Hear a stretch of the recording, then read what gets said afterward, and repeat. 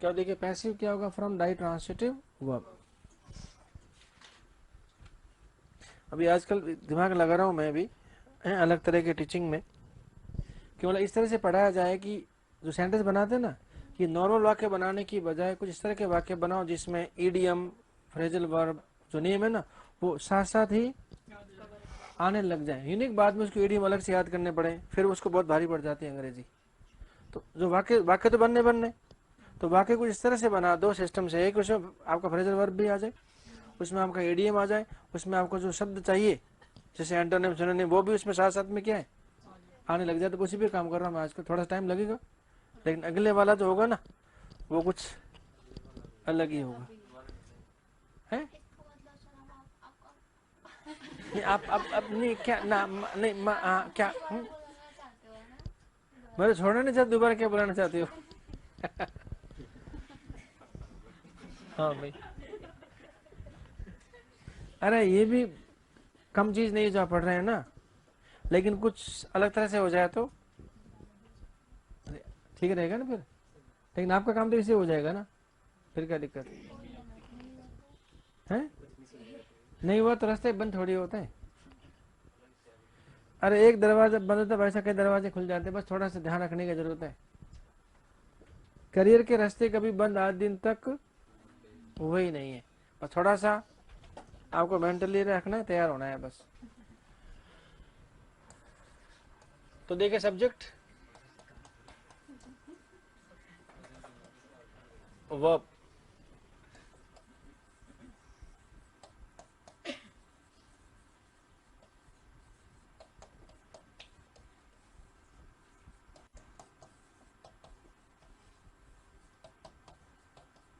ऐसा कुछ पढ़ा था अपन ने ना।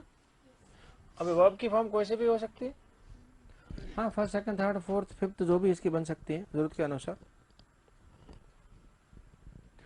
और एक पॉइंट लिखा रखा पहले कि इस तरह के वाक्य को दो पैसे बना सकता है, इनडायरेक्ट से और एक डायरेक्ट से। Indirect is the answer of हुम, and direct the answer of what.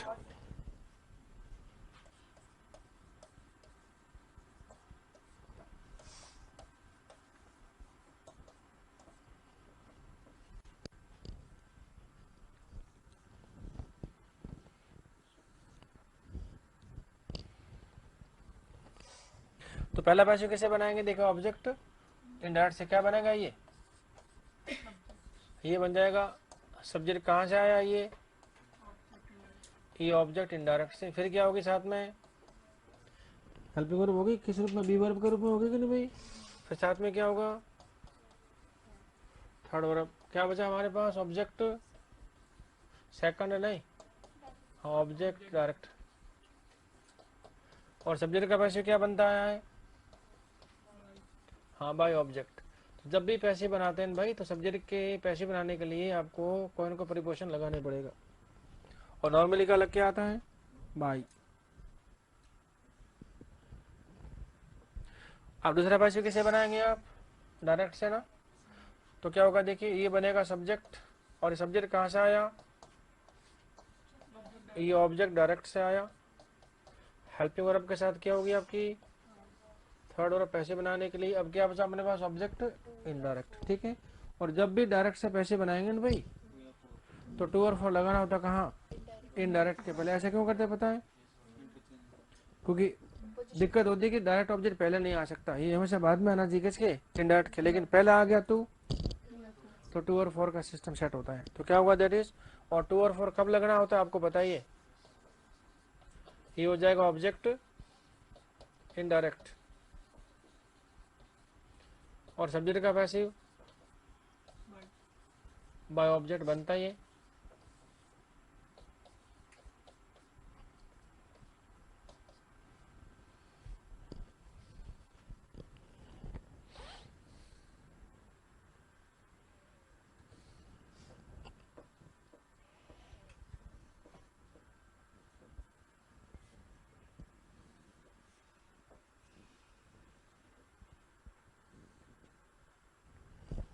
अब लिखता हूँ सेंटेंस, आप क्या करेंगे उसका चेंज करेंगे, लेकिन पहले एक नोट लिखिए इसका।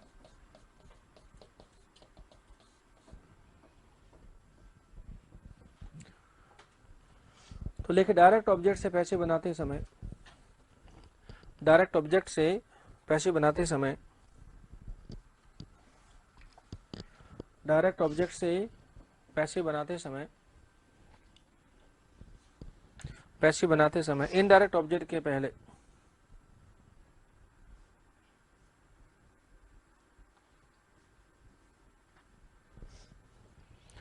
इनडायरेक्ट ऑब्जेक्ट के रूप में, सॉरी क्या लिखा है भाई, हाँ, डायरेक्ट ऑब्जेक्ट से पैसे बना, इनडायरेक्ट ऑब्जेक्ट के पहले प्रीपोजिशन के रूप में टू या फॉर यूज करना पड़ता है।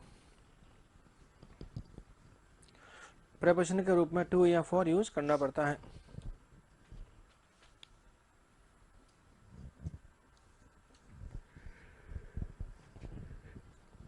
क्या टू या फॉर यूज करना पड़ता है, ठीक बात है। अब फॉर वाली क्रिया कौन सी जरा देख लीजिए एक बार।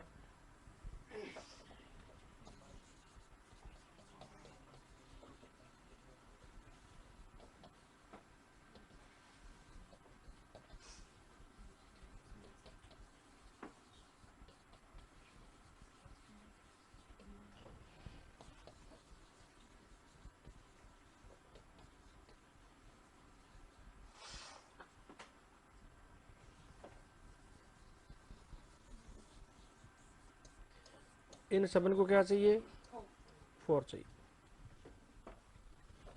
और बाकी है तो टू से काम चलाएंगे। तो देखिए by, purchase, bring, fetch, cook, make, prepare और क्या लिखा है, बिल्ड। और पहले सारी क्रिया लिख सो क्या आप इनको।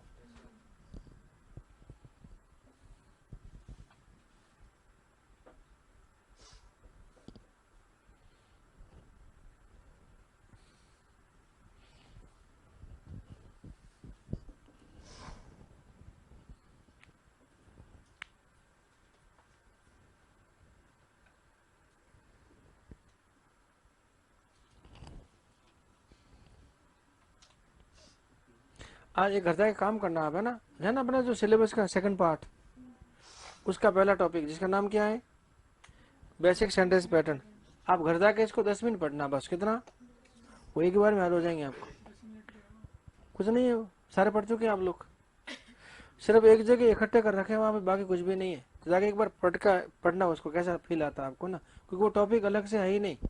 हाँ, वो टॉपिक अलग से कब होता है, जब इनको लिंक करके नहीं पढ़ते हैं तो, मतलब बाकी कुछ पता नहीं और आप टॉपिक कौन सा ले रहे हैं, बेसिक सेंटेंस पैटर्न, तो न तो आपके समझ में आएंगे वो, और नहीं वो टॉपिक पूरा होगा, है मतलब बहुत लेंथी लगेगा आपको, लेकिन है कितना सा, मुश्किल से 15 मिनट का टॉपिक है, और सारे सेंटेंस बता दिए मैंने आपको, सारे के सारे पढ़ के देखना एक बार, मंडे को आते के साथ ही मैं आपको पूछूंगा, ठीक है ना।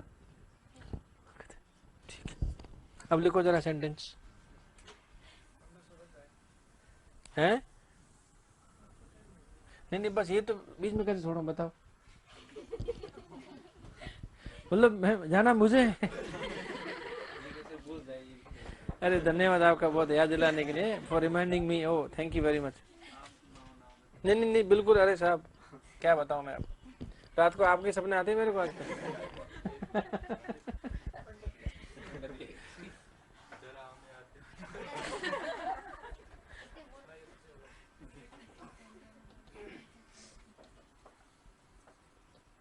चलो कोई नहीं, आप ऐसे ही बना लो भाई इसका, है ना, जल्दी से।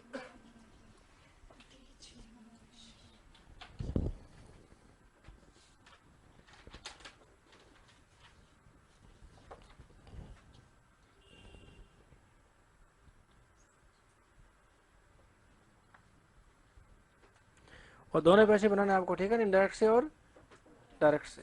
हाँ भाई आ जाओ, अपने अपने सेंस में आ जाओ, अभी आउट ऑफ सेंस है आप अभी। अभी एक टॉपिक पूरा हुआ है, खैर एक दिन बीच में आ गया, कोई बात नहीं, एक टॉपिक पूरा अभी किया है अपन ने, passive voice from imperative sentences. वाक्य शुरू कैसे हो रहा है, कैसा होता है इंपेरेटिव में, और इंपेरेटिव भाषा इंपेरेटिव का नियम चलेगा। मुझे वो लास्ट में लिखते हैं ना, बाय यू या फिर वो पहले पूरा ढूंढ रहे, मतलब देखिए क्या हुआ, इम से ही, फिर इसका भी कर दिया वॉच या ये जो भी है, फिर आगे इंग्लिश के तो वो भाई वो लगा, तब पता चला कि मामला कुछ। अरे तो भाई साहब सुन लो, इम्पेरेटिव सेंटेंस में एक ऑब्जेक्ट हो सकता है, इम्पेरेटिव में दो ऑब्जेक्ट हो सकता है, और इम्पेरेटिव में ऑब्जेक्ट नहीं भी हो सकता है। और वहां मैं आपको पढ़ा नहीं सकता था इम्पेरेटिव में दो ऑब्जेक्ट, क्योंकि उसका टॉपिक अपने छेड़ा नहीं था। अभी इसको छेड़ा, अभी दिया, आपने गलतियां करना शुरू कर दिया है। नहीं बुक में तो दे रखे हैं, बुक में यहाँ थोड़ा तो बहुत फर्क है, बुक और यहाँ में तो बहुत रात दिन का फर्क है भाई। तो फिर क्या होगा, तो वाक्य भाई साहब शुरू होगा किसी ऑब्जेक्ट, और ये डायरेक्ट है, वाक्य शुरू करना पड़ेगा आपको लेट से। नहीं अब सुन लीजिए किसको बनाना है। हालांकि धीरे पहले भी क्या है, जब डाई ट्रांस से वर्ब होते हैं तो उससे जो पहला ऑब्जेक्ट है उसको प्रायोरिटी दी जाती है। तो किसको देंगे प्रायोरिटी आप, इस हिम से बनाएंगे आप, ठीक बात है। और दूसरा कैसे बनाएंगे आप, इंग्लिश से। लेकिन कभी कभी पहले से ऑब्जेक्ट बदले होते हैं, किसमें, एक्टिव सेंटेंस में। तो जो ऑब्जेक्ट पहले होता है उससे आपका पहला पैसिव देना है। दोनों साथ में तब की बात है, दोनों में से एक ही दिया तो दिक्कत नहीं है, लेकिन दोनों साथ में दे दी पैसिव, तो जो ऑब्जेक्ट पहला है ना उसे क्या करेंगे आप, प्रायोरिटी देंगे। तो पहला ऑब्जेक्ट कौन सा है यहाँ पे, तो अब हिम वाला पैसिव को प्रायोरिटी देंगे आप, ठीक बात है। तो क्या बनेगा sentence, let him be taught क्या, इंग्लिश। ये हो गया आपका एक पैसिव वॉइस। दूसरा कैसे बना सकते हैं आप, इंग्लिश से, जो सेकंड प्रायोरिटी पे होगा ये। तो क्या होगा देखिए, लेट इंग्लिश बी टॉट किसे, टू हिम। और टीच क्या लेगा फिर अपने लिए, फॉर नहीं, क्या लेगा ये, टू लेगा।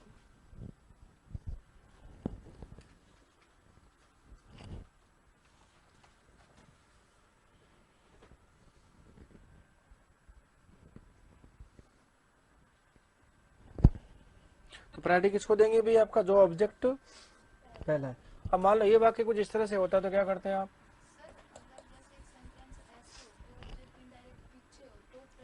अरे तो फिर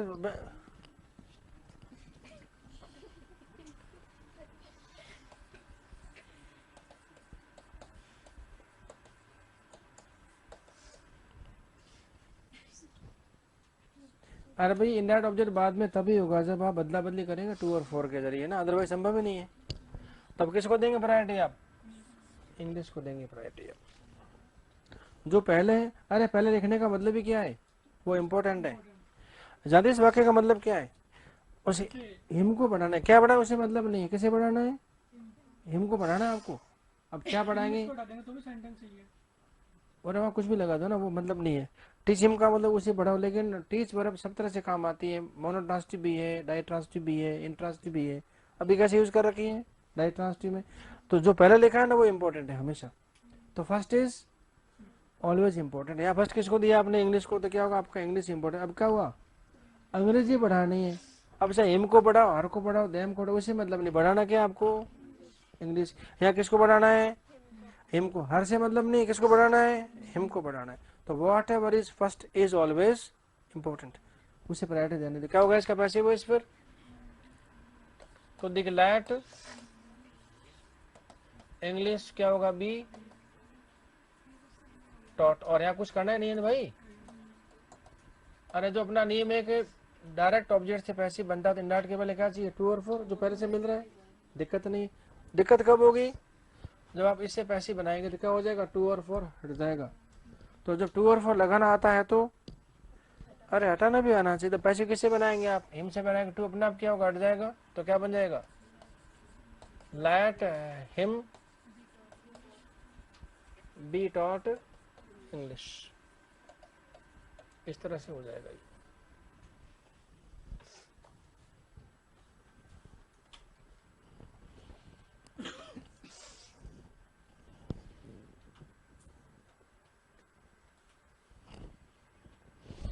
हाँ भी लिखो एक सेंटेंस और लिख दो इसी तरह का, तो क्या थोड़ा पता चल जाएगा आपको।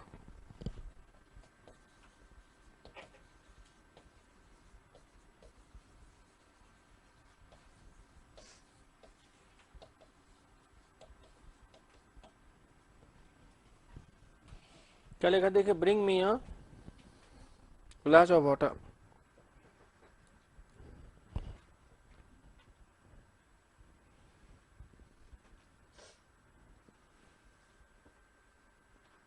तो इम्पेरेटिव सेंटेंस में एक ऑब्जेक्ट हो सकता है, दो ऑब्जेक्ट हो सकते हैं, ठीक है, और ऑब्जेक्ट नहीं भी हो सकता है। और ऑब्जेक्ट नहीं होता उसका पैसे बनाया अपने इम्पेरेटिव सेंटेंस के कल।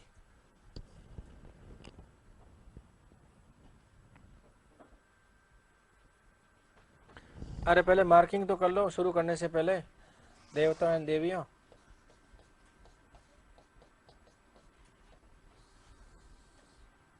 और इंग्लिश पढ़ी जाती है यूनिट में।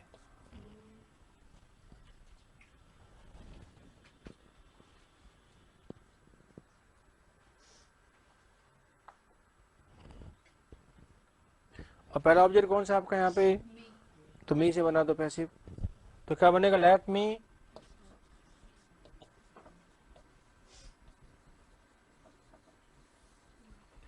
तो देखिए लेट मी बी ब्रॉट क्या? A glass of water. दूसरा क्या बनाएंगे? हाँ, let a glass of water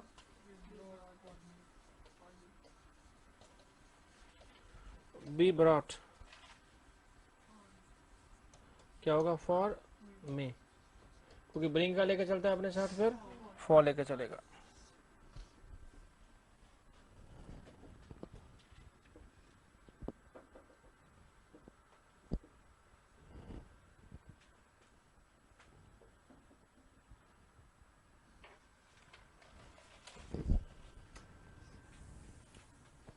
तो इम्पेरेटिव में से बाहर निकले एक बार, दो वाक्य वैसे कर लेते हैं जैसे स्ट्रक्चर लिखा है वैसा का वैसा।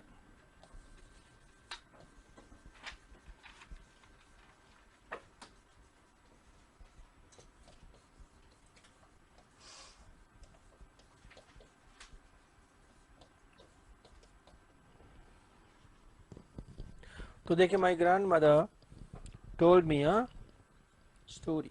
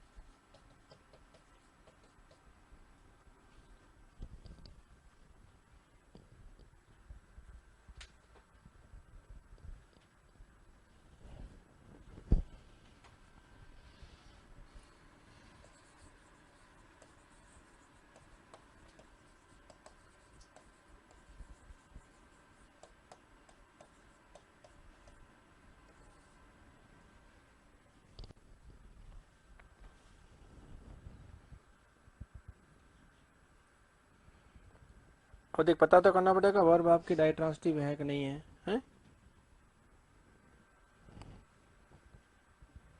तो पहले मार्किंग। सब्जेक्ट क्या हो गया? माई ग्रैंड मदर क्या हो गया? सब्जेक्ट। टोल्ड क्या हो गई? वर्ब। मी क्या है? Object indirect. आ स्टोरी क्या हो गया? Object direct. वैसे इसमें कुछ है। माई क्लास टीचर क्या हो गया?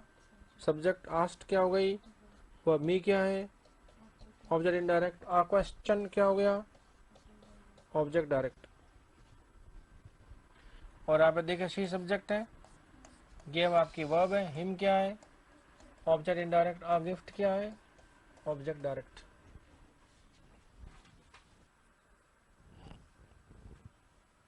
हाँ, क्या होगा? देखिए पहला पैसिव इसमें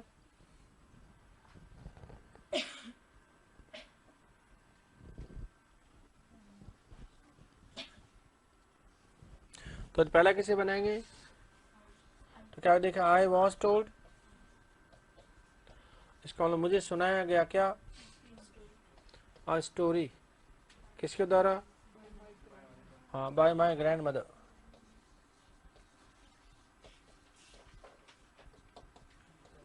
दूसरा क्या होगा? देखिए, आ स्टोरी वॉज का देखिए टोल्ड टू मी। हाँ, क्या होगा? बाय माई, हाँ, ग्रैंड मदर।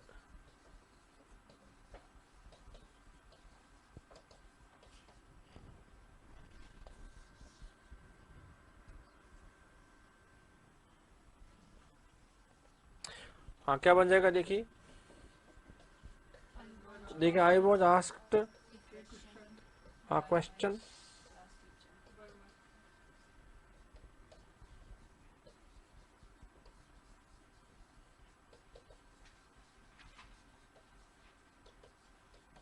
और दूसरा क्या बन जाएगा देखिए, एक प्रश्न पूछा गया,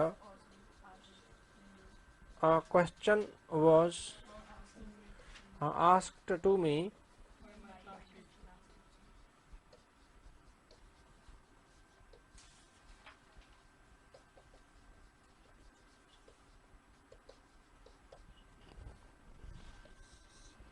है तो फ्लो में कहीं दिक्कत नहीं है। दूसरा क्या होगा इसका देखिए, तो देखिए ही वॉज गिवन क्या, गिफ्ट बाय हर। दूसरा क्या होगा, हाँ गिफ्ट वॉज गिवन किसे, टू हिम, ये हो जाएगा बाय हर, और ये हो गया आपका पैसिव वॉइस। तो कहाँ दिक्कत है डायरेक्ट ट्रांसिटिव वर्ब में, तो डायरेक्ट ट्रांसिटिव वर्ब का यदि पहले से कुछ जानकारी है तो अभी बिल्कुल मामला कैसा है, इजी, और पता नहीं कई बार आ चुकी है, ठीक है।